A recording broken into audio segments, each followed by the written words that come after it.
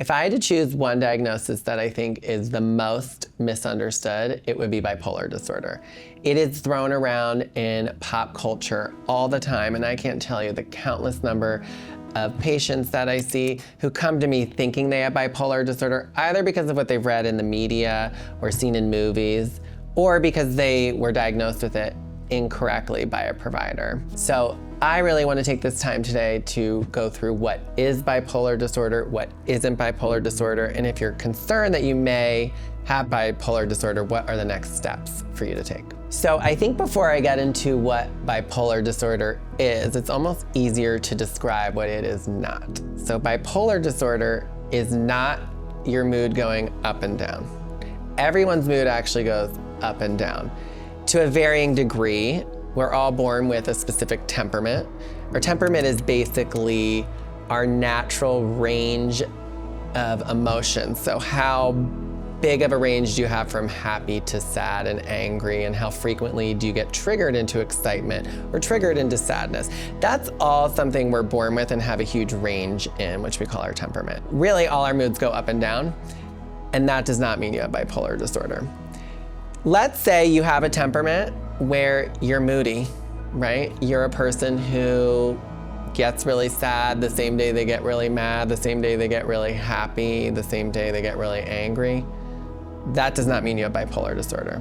Now, what is bipolar disorder? So I think it's very easy to understand. Let's go back to that temperament idea of like, what's your day-to-day rhythm and range of emotions? First, define that.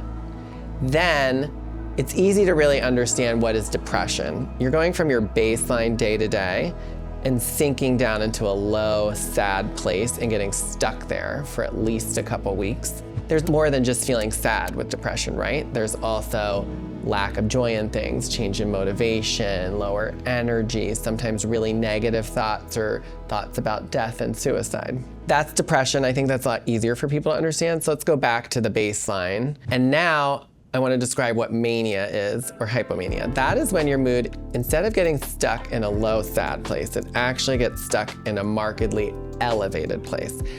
A big misconception is that that elevated place has to be euphoric and happy, which it can be. That can be mania. Or it could also be getting stuck in a really agitated, angry, irritable place. Now, the key here is that you're stuck in that elevated mood for at least 4 days straight. And it's not, again, just about being in that elevated mood, that extra excessively irritable or extra elevated euphoric place.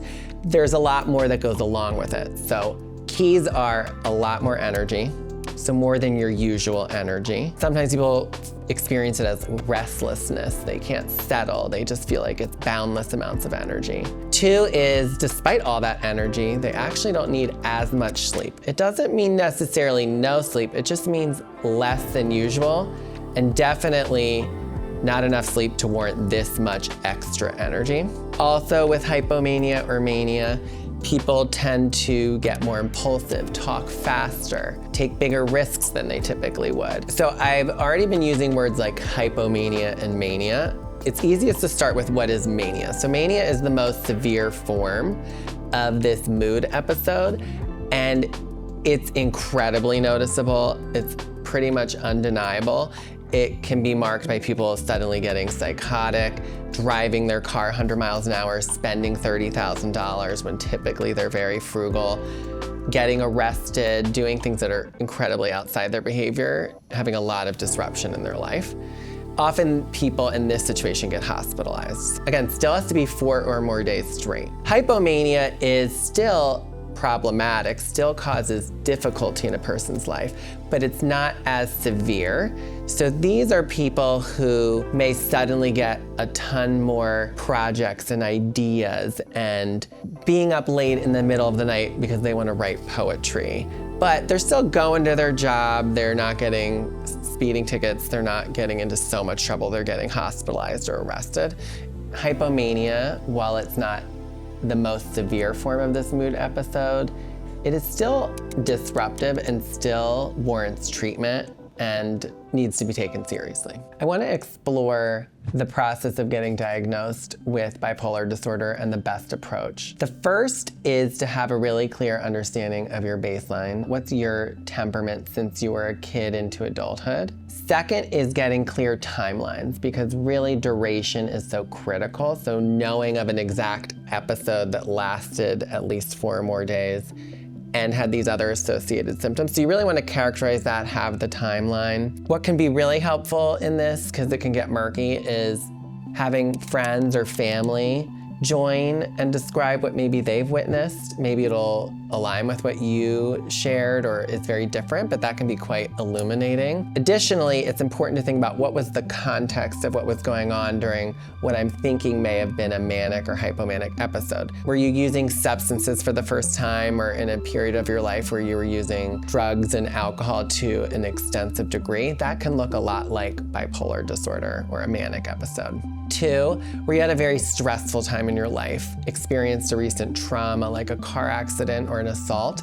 That can, in the immediate aftermath, lead to elevation, hypervigilance, a lot of trouble sleeping. That can look like or sound like mania, but really is not. It's actually more rooted in trauma and a PTSD diagnosis. Sometimes people are ADHD, and part of ADHD is not just impulsivity with, I want to do this fun thing, or I want to drive fast, or I don't want to do my homework. Sometimes there's emotional impulsivity. So people who are very 0 to 100 with anger, 0 to 100 with excitement. But that tends to be more a day-to-day thing as opposed to this like circumscribed period of time. I like to get to a place where me and the person in front of me has a sense of, maybe we're not 100% sure, but are we like 70% convinced that we have had a hypomanic episode or manic episode, and as a result want to go down the pathway of treatment for bipolar disorder? Or do we really think one of these alternative explanations like PTSD or ADHD could explain what was going on better, and we go down that treatment pathway? And that's very important, because the treatment for bipolar disorder is very different than the treatment for depression, anxiety, PTSD. One caveat is in people who have menses or periods, there can be a lot of mood changes up to 7 to 10 days before that person has their period. That can look a lot like mania or hypomania. Extreme irritability, a lot more trouble sleeping. And it's very important to time out if there's any clear pattern to when you're getting these big mood shifts and changes, and just really think to myself, if I'm a person who menstruates, then is this mood issue or lability very clearly linked in time to those few days before I actually have my period? So let's say we are certain, or we're very confident that you have bipolar disorder, then we'll definitely want to get into the treatment options for that. In terms of treatment for bipolar disorder, medications are a very important piece of the treatment. There are different medication classes that you can use to treat bipolar disorder. The first are mood stabilizers. These are medications like lithium, Depakote, and Lamictal, also known as lamotrigine. These are medications that can be used one at a time to help treat and prevent mania, hypomania, and depression. Another class of medications that are very commonly used are called antipsychotics. They are not only used for psychosis, they can be used for bipolar disorder. That's what they're also approved for. And these are medications like Seroquel, which is quetiapine, Abilify, which is aripiprazole. And all of these medications, a lot of the time they come along with being really aware of what the different side effects are, and different monitoring, like getting blood work to see how they're affecting your body. And so it's really important to work closely with your doctor to figure out which is the best medication for you, and how can you best keep track of how that medication is affecting you and your body. Now, while medication is a really central and important piece of treatment for bipolar disorder, therapy is, of course, central as well.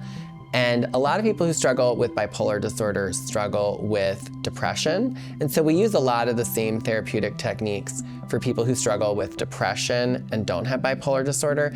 And those are techniques like cognitive behavioral therapy, where it focuses on behavioral activation, like scheduling pleasurable activities. challenging negative thoughts that you're really ruminating on. Those are just some of the many therapeutic techniques we use for the depressive aspect of bipolar disorder. Another big part of therapy for bipolar disorder is just understanding more about what are your own red flags or signals that you may be starting to develop hypomania or mania, and how can we, as early as possible, identify that and then intervene so it doesn't get to the place where it's a lot more severe. And for most people with bipolar disorder, sleep is a big part of treatment. It's very important to protect sleep.